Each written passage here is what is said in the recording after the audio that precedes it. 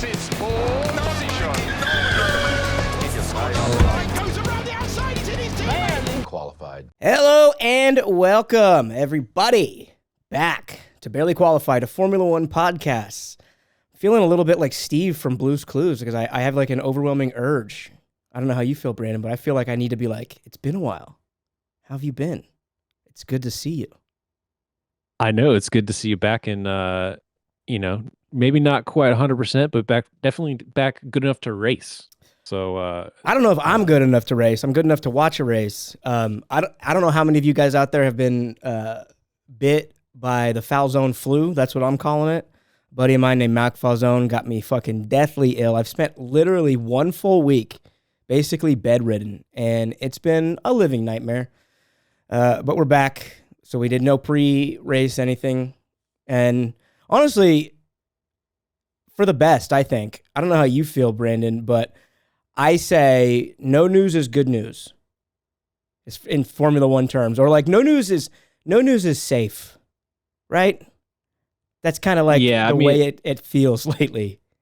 Yeah, there was a couple things that happened. The Mohammed bin Salem got cleared of any wrongdoing. Yeah, but that's that's one of those things. It's like, all right, let's just not talk about it. Yeah, it's just not really worth talking about at all. So it's for the better. We kind of saved all of our energy for this race, and I think it was for the better. It was definitely a cool, fun weekend. This is one of my one of the races that I would like to go to the most. I was excited for this weekend, and it was beautiful. Just weather looked like altogether looked like a cool Australia Grand Prix. Yeah, Albert Park I think it's one of the better tracks. If there's one knock on it, it's that there's not enough room to overtake. I think if it was just like maybe a car width wider, it would be one of the top tracks because the lines and the speed that you carry into every single sector they're beautiful, right? It's just an amazing track. But like I was saying, leading up to this, it feels like every single bit of news that's come out is just drama and legal jargon and some sort of an issue for F1. So it's nice to be able to just kind of sweep that shit under the rug, have like a fairly silent lead up to a Grand Prix, just a fairly silent couple of weeks in F1 in general. And and then just lead us up into the Australian Grand Prix. It was nice and quiet, and it was the perfect time for me to get sick. So that was I appreciated that, F1 gods. Yeah, glad to have you back.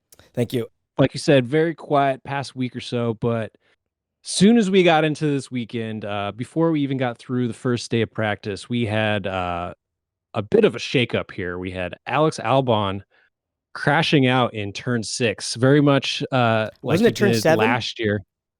It's in that sequence there. Yeah. But by the gravel trap, right? That was where he hit.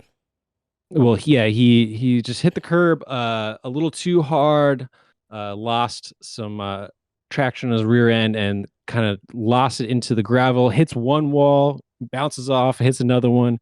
Real rough crash. Williams being in a tough position that they're in, lacking a spare chassis for Alex's car, decides to take Logan's car and give it to Alex. Really tough position to be in for the team and for Logan. You really hate to see it. It just kind of it's just not a good situation at all, and just kind of sucks that they had to get to that.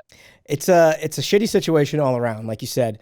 A lot of people are saying that Williams and James Vowles are in the wrong and sort of calling for James Vowles' head. Do you think that they made the right decision in doing this, given the circumstances? Like, obviously, they're in the wrong for not bringing enough equipment, enough replacement parts. Whether they have it or not, they're wrong for their situation, right? That's their own accountability. But did they make the right call given the circumstances and saying, we're going to put our, quote, number 1 guy in our number 2 car? Yeah, I mean, there's a lot of crappy implications in the fact that they did do such a thing, but I think at the end of the day, they kind of did make the right decision. Although Alex didn't quite convert it to points, he still had an opportunity to. And, probably gave a better chance than what Logan would have, and that's just the unfortunate situation. And there's a lot you could say of like, well, if the team has that little faith in him, why do they even have him onto the team to begin with? Right. And and then you can get into all the reasons as to why they still have him on the team, but that doesn't really, Yeah, I mean, negate that whether or not they made the right decision, but James Vowles was, he said, we're going to give ourselves the best opportunity for points. It wasn't him guaranteeing that Alex is going to hop into that car and automatically Williams is going to get on board. No, he said, we have to maximize our opportunity, and the best way for us to do that is by having Alex on the grid. Logan, how do we even justify, like, Logan is Logan. And we all know where he stands. We all know what he's capable or not capable of. And having him as the lone Williams driver out there just ain't going to get shit done. It's almost a waste of putting a car on track. You have the tandem out there. It makes sense to have a driver in the position of Logan Sargent, but to have him as your sole opportunity out there ain't going to cut it, man. That's just no way. So I definitely agree that they made the right decision. I know that people are going to come calling for them. Those people, I think, shut up, dude. The fact that there's like a number of people on social media out there, justice for Logan. Dude, how about justice for Williams? Yeah, and then making a big point about, oh, well, Alex crashed the car, so why isn't it Alex that's having to pay the price? And it's like, well, if you want to really look at it of like over the past 2 year or the past like season in 3 races, who's cost the team the most damage? And it was by far Logan, right? So, and so, when you look at it like that, I think, they are a bit justified. And I think Williams just being in this position is just embarrassing in total because, the reason they are in this place is because they decided to do such a huge overhaul at the beginning of the year, to their whole like production process. So, and with the new design of the car, having so many more parts, they just kind of got overwhelmed and are in the position they're in. So now they just need to dig out of it and hope that they don't ever have to deal with this again. But getting word that they might be in a similar situation next round or in Japan because they won't have any spare chassis still. So damn, man, going to be a tough road for a little bit until they get caught up. But so, I mean, was there any plans that how are they going to fix Alex's car if they don't have a spare chassis still?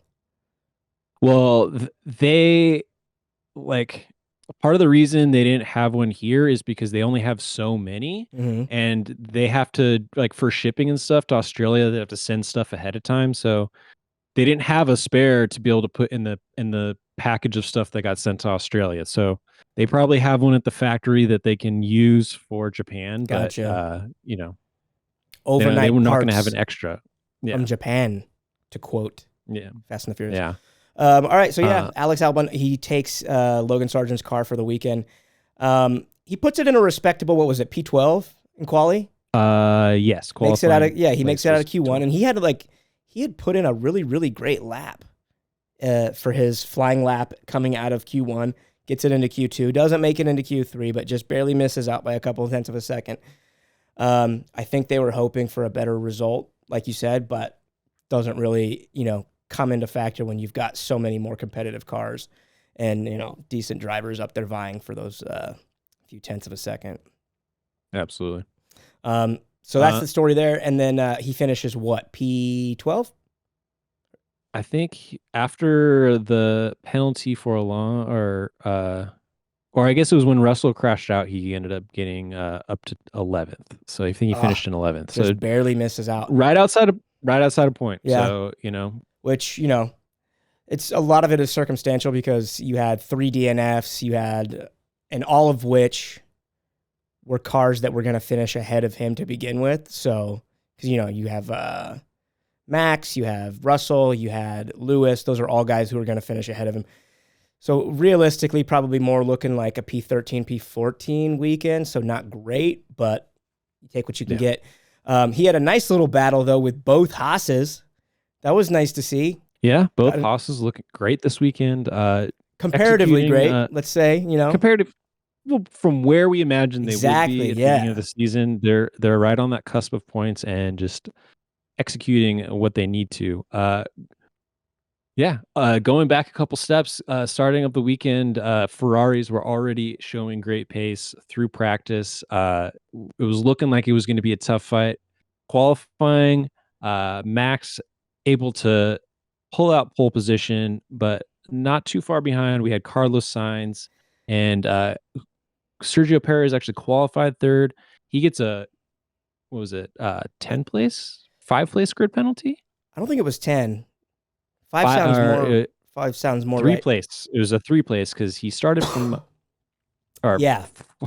4 place because he started on sixth on the grid. So, yeah, for impeding Magnussen, right? Yeah. Or was it Hulkenberg? I think it was Hulkenberg. It was one of the Haas's. I think it was Hulk. Yeah, so that moves up Leclerc, that moved up Lando and Piastri. But before that, I mean, it looked like Carlos might be actually vying for that P1 spot. He was just absolutely flying all weekend long. Fresh off his appendectomy, the meds still hitting, just so zoned in and just hitting his marks. It was very impressive. We were texting during the qualifying saying, he was super on it, but come race time, is he actually going to have the stamina to be able to pull it out? And he did. I don't know how much an appendix weighs, but whatever, those few ounces to a pound are, that's exactly how much Carlos Sainz needed to lose to shave off a few tenths of a second, because all weekend long he was absolutely flying. Yeah, I think he said it was about a tenth. A tenth of a second? Yeah, it was about a tenth. Nice. And doing it in like incredible fashion, because he made his teammate look non-existent. We were texting after the qualifying session, and I was like, I really want to hear what Chuck has to say, because he went out for his last flyer and didn't even complete the lap. He was like, I'm not even going to be able to compete with this. And he said it in an interview too. He was like, once I saw what Carlos was doing, I knew that he was going to be on it and just ahead of me all weekend long. And he really was.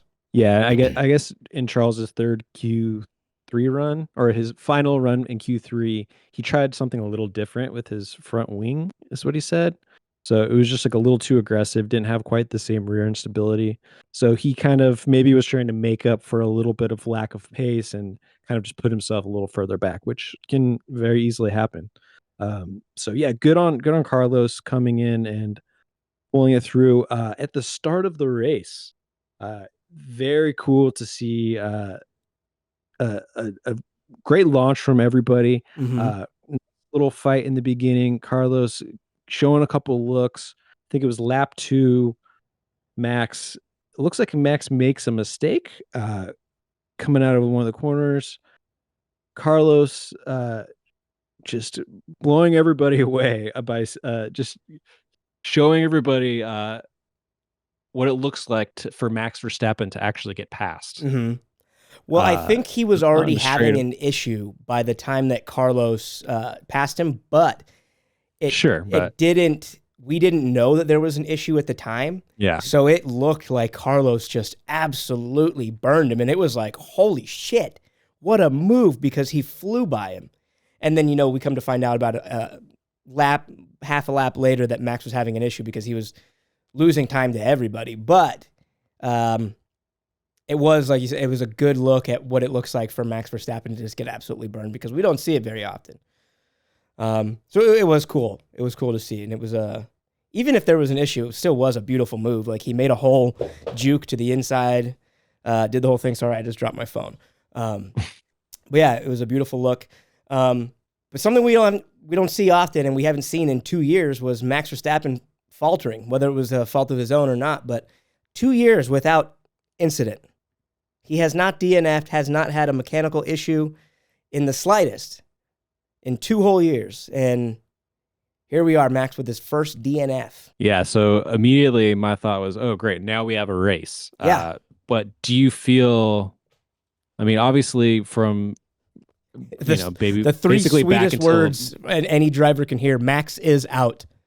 Yeah. But, from that point on, like, the front of the race wasn't really that exciting. Didn't really amount to too much. There was some stuff that happened. But do you feel like, how do you feel like this race would have gone had Max not had to DNF? Do you feel like he would have just totally pulled away, or do you feel like we would have actually seen somewhat of a fight between him and the Ferraris? I actually think it was a bit of a shame that he DNF'd because Carlos looked so on it and the Ferrari has looked so good that I think there might have been a chance for like a decent fight up at the top because Checo was nowhere to be found. There could have been a little bit of strategic flinching going on from Ferrari to put Max in a position to have to make some, evasive decisions, yada, yada. But also Carlos shot out into the clean air like a bat out of hell. He was up 7 to 9 seconds, I think, in the first 10 laps of the race. So like he was on Max Verstappen pace. I think that had Max been there could have been a dogfight between those two alone. Who knows? Because Carlos was putting in Max Verstappen times. Like it'll be the great unknown. I don't know. Yeah, part of me was like wondering, dang, would it have been a better race had Max stayed? Yeah. Well, we'll get a chance to see it in Suzuka because that's going to be, I imagine that Carlos is going to be on pace there too, and that's such a beautiful track that we'll get to see some nice wheel-to-wheel action. But yeah, we'll never know. With Max DNFing lap 3, we saw Lando and Oscar inheriting 3rd and 4th. I think at the time Oscar was in 3rd, maybe. I don't remember exactly, but Lando and Oscar. Overall, I think great weekend for them. Not near, maybe not quite the pace that they are hoping for. Mm-hmm. Of course, they want to be up there challenging for the Red Bulls. But even the Ferraris, they didn't quite have them covered this weekend. So, but regardless, I think, great amount of points for them. They really, were able to take full advantage of Mercedes being on their back foot this weekend. So points wise is huge for them. Both drivers right in there. They played nicely together as a team. Oscar let Lando through in like the last stint, just being on different tire strategies. So it was a good weekend overall for McLaren. Yeah, they look good. And yeah, they're not exactly on pace where we expected them to be to start the year, and probably where they didn't think that they were going to be. But I think they did show a slight improvement. Like if you go back and you watch the latter parts of that race, those last few laps, Lando Norris was cutting into Charles Leclerc's lead on him. I think he cut it in half. It was something like 4.5 to 5 seconds, and he cut it down to between 2.5 to like 3.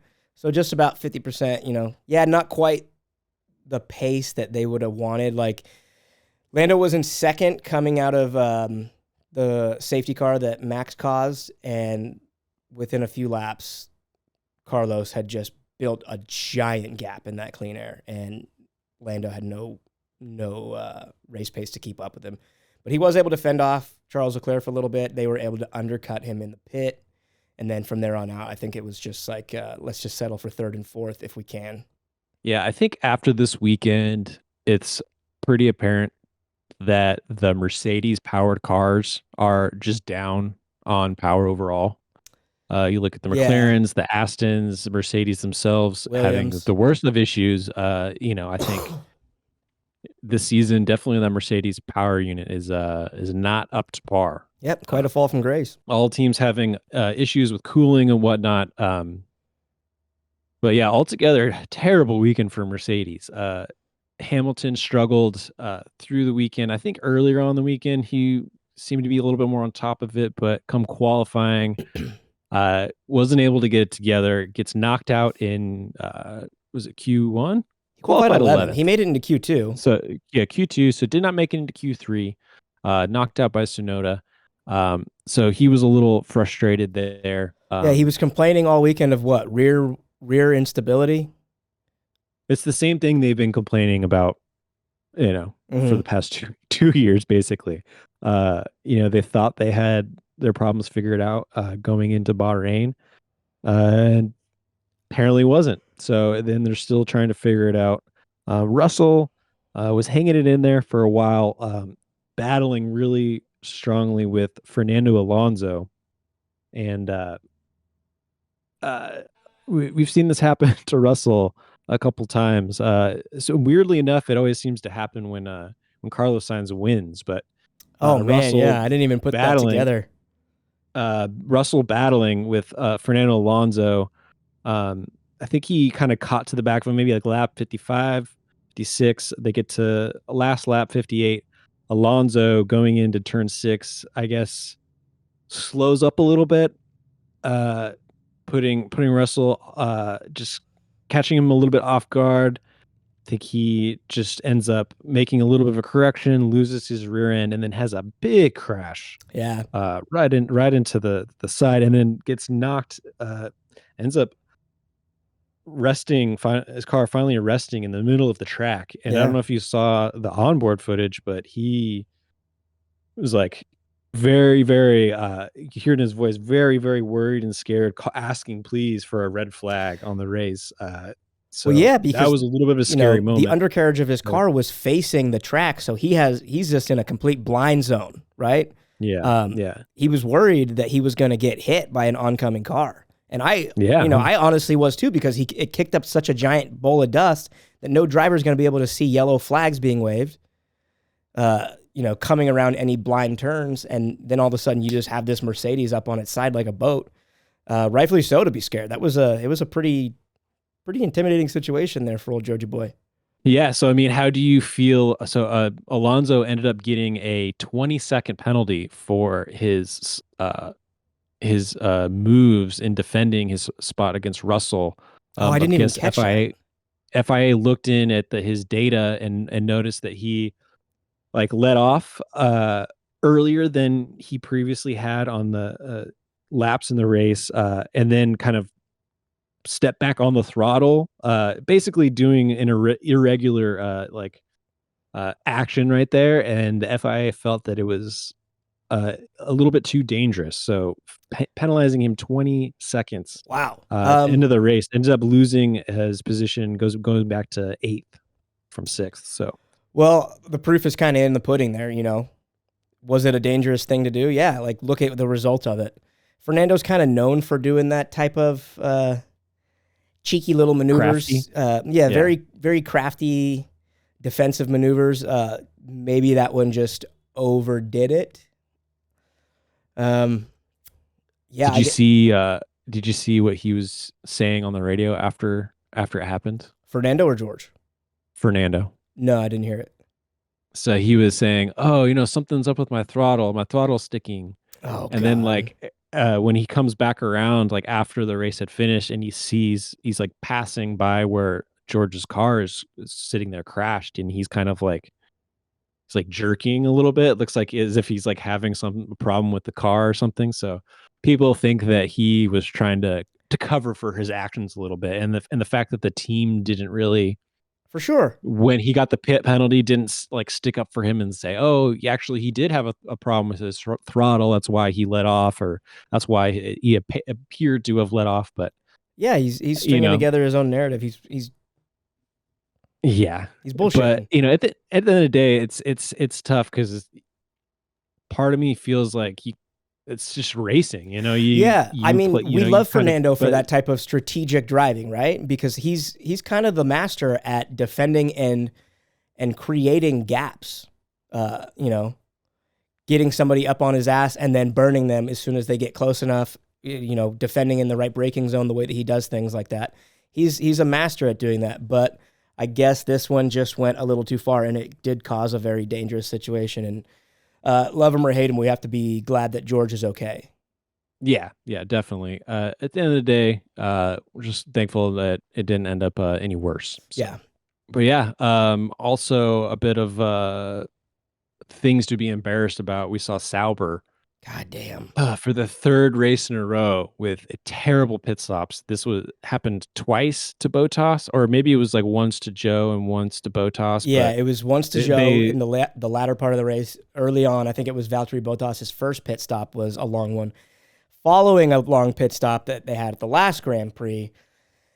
My God, dude, I want so badly to like you, Sauber. I want so badly for you guys to just be the absolute darlings, because off track, you guys are doing everything right. You put together the little green mean machine, which is the most beautiful car on the grid this year.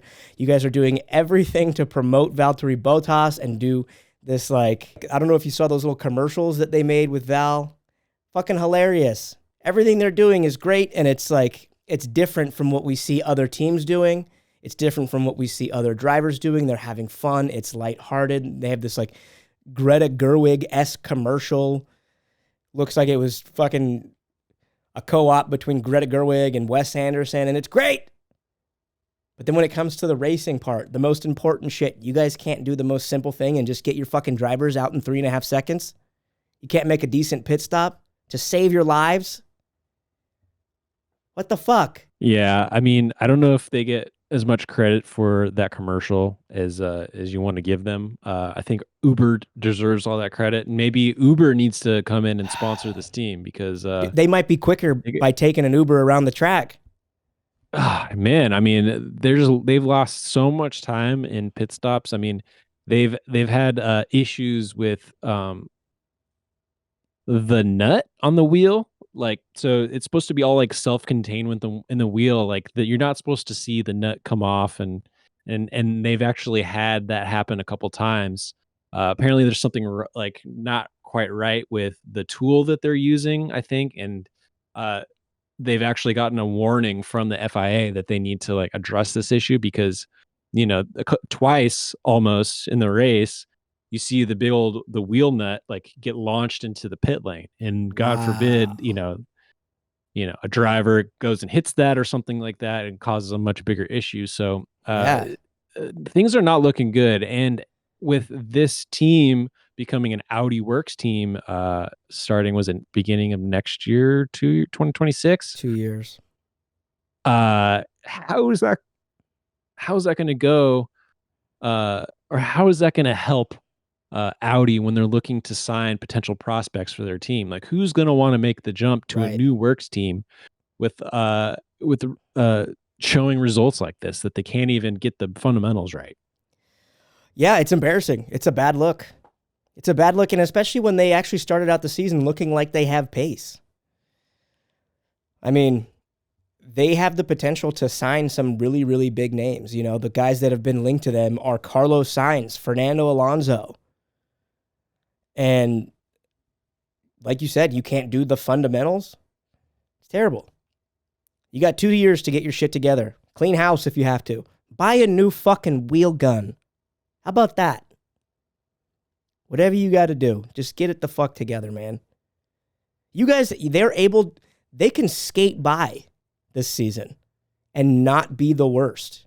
There are other teams and situations that are more dire than what they have to go through, and they can literally just coast by and hope to pick up scraps and be fucking fine. But they're making themselves look like a bunch of clowns. Yeah, they should be in the position that Haas is in right now, yes, right? 100%. They showed at the beginning, like through testing, like right before first race, they showed that they have been able to make really great strides with that Ferrari customer package that they have. Choosing to do their own custom rear suspension stuff. So actually able to make a lot out of that package, but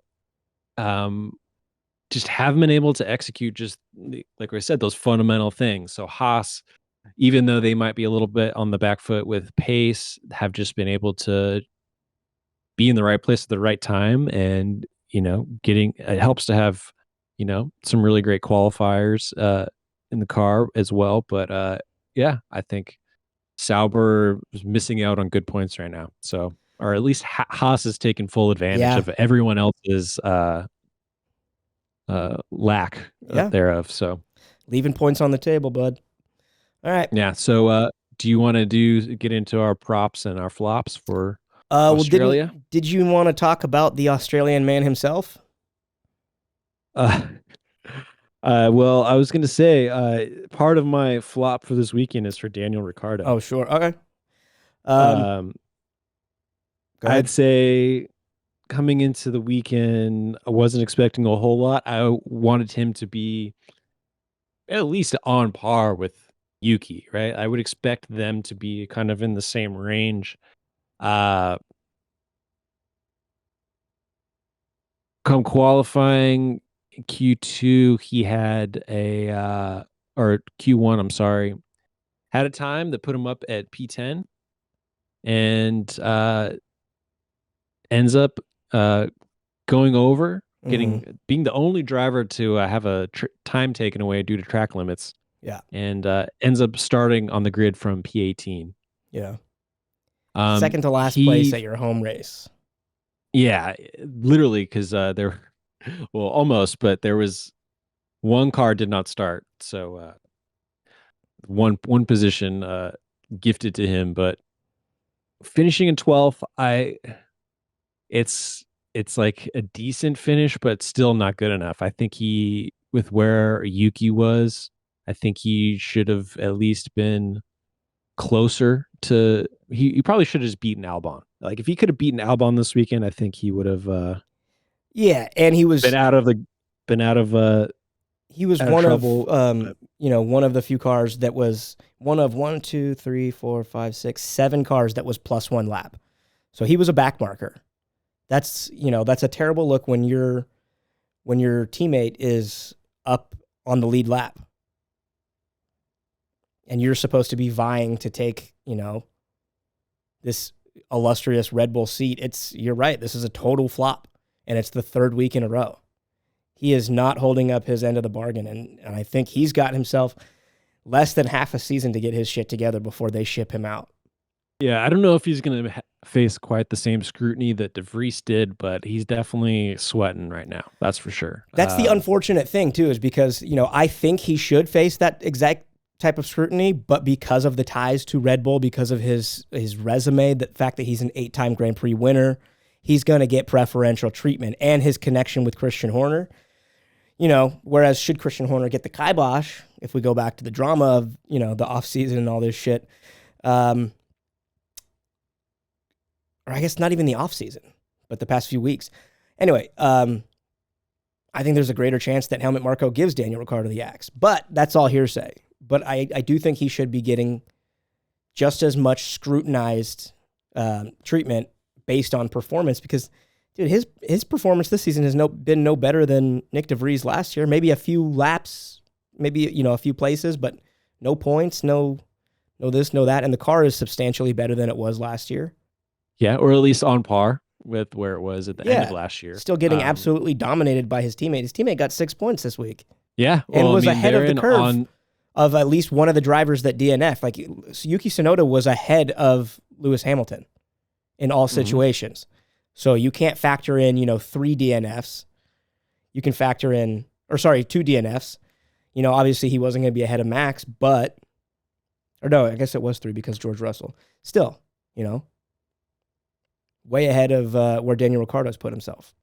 Yeah, I mean, like I said, even with those 3 or 2 DNFs, he probably still would have gotten points, which is why on the inverse, my props go to Yuki Tsunoda. Oh, wow. Bringing in a P7, right? So it's beautiful. Finished on track P8, gets gifted another place with Alonso's penalty. So I think he's at 6 points now. Yeah.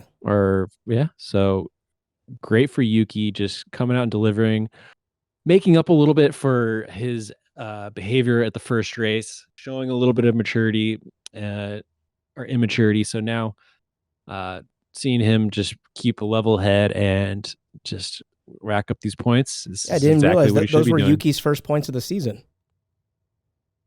This were? Yeah, those were his first ones. Let's go. My flop is going to go to Mercedes, not getting their shit together. Lewis complaining of issues all weekend. So apparently they're still having really bad correlation issues, right? So the stuff they do testing on in the sim, and then they're like wind tunnels, like it's not translating to the track in the same way that other teams are able to do. Yeah, and it seems like there's no like-mindedness between, the head, Toto Wolff, and then his 2 drivers. Like it seems like George Russell is doing his absolute own thing, like Lewis is doing his absolute own thing, and that they don't have any sort of cohesive thought process as to what's going on or how this team should be working or where they should be as a group. It seems like everybody is running around doing their own thing, and wheels are falling off, a la Max Verstappen.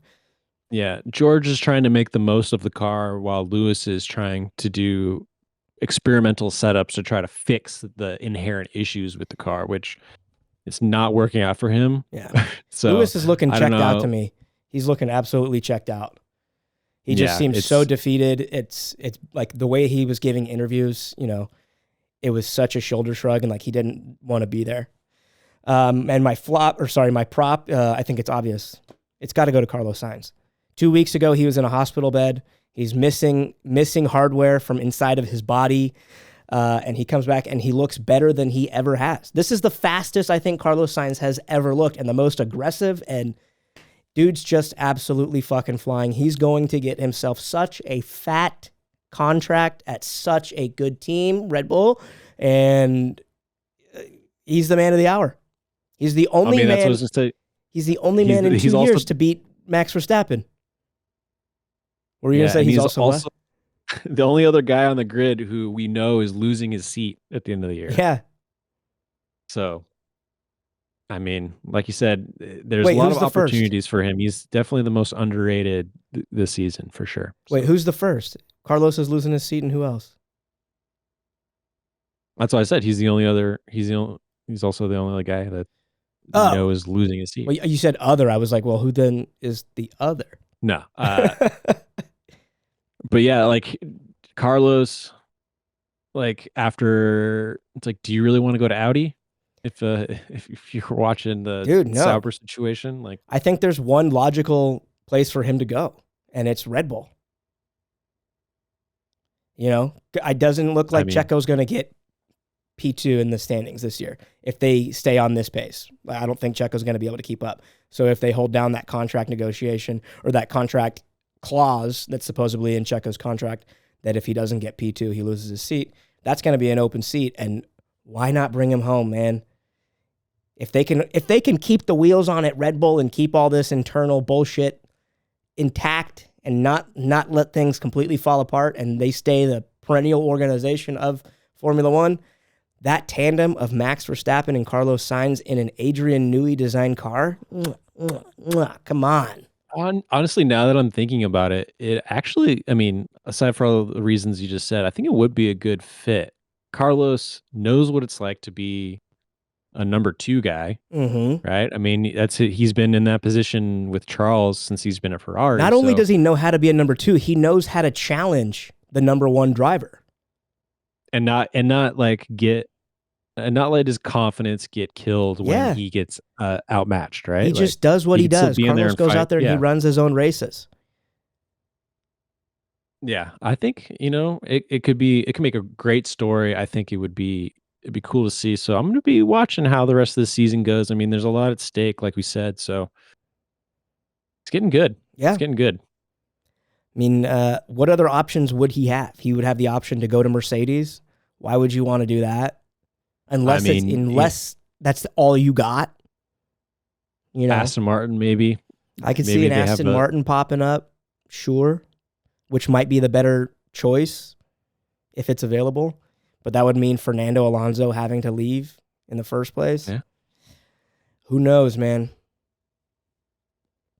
Well, we shall find out soon enough.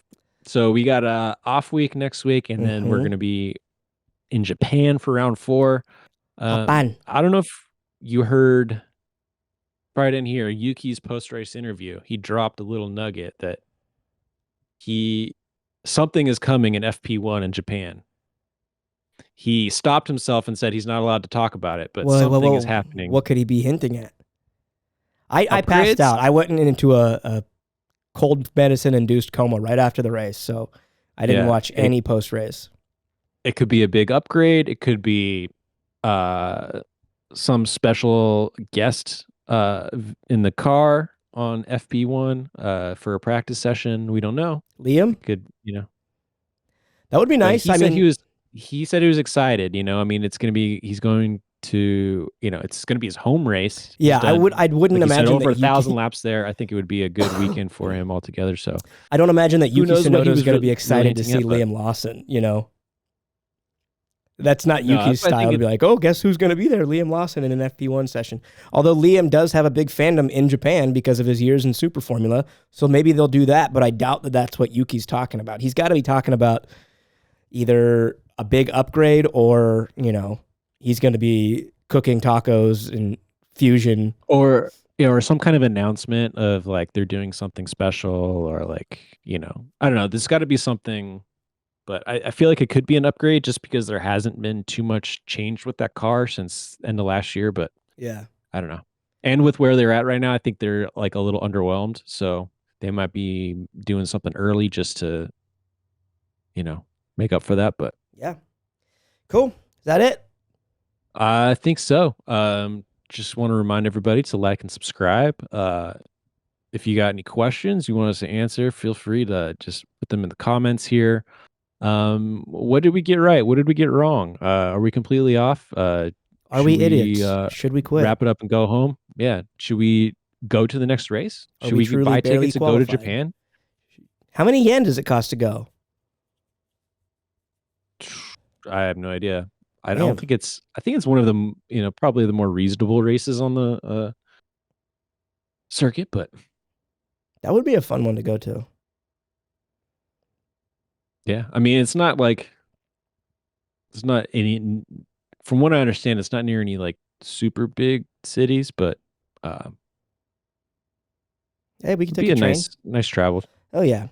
Okie doke. Well, that is the Australian Grand Prix. It's Carlos Sainz from teammate Charles Leclerc and Lando Norris. What a beautiful little podium, huh?